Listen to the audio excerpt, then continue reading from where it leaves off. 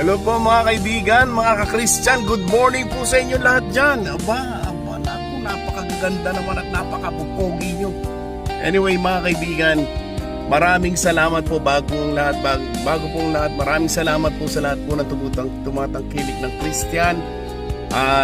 Dumadami na po yung views natin, maraming salamat po talaga. God bless you back. Okay, di ba?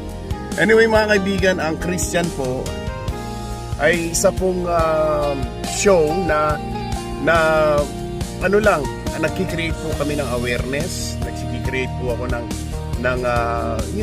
sometimes na mali kailangan pong itama, or kung hindi nyo gustong tanggapin na mali kayo, okay lang yun, talagang ganyan eh. Pero kung nakikita nyo na dapat itama nyo.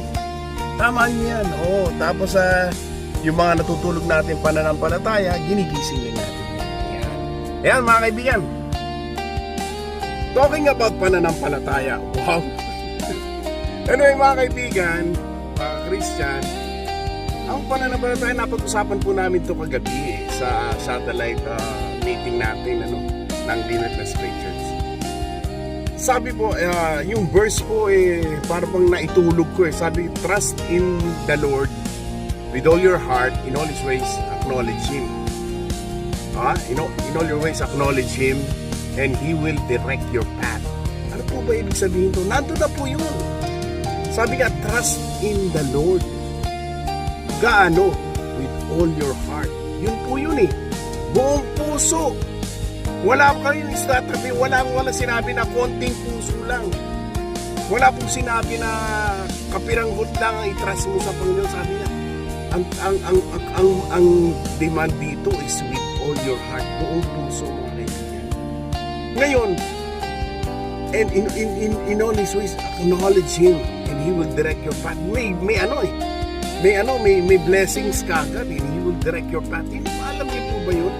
Napakasarap ng kung ang magdidirect ng path mo si Lord, King of Kings, Lord of Lords. Diba?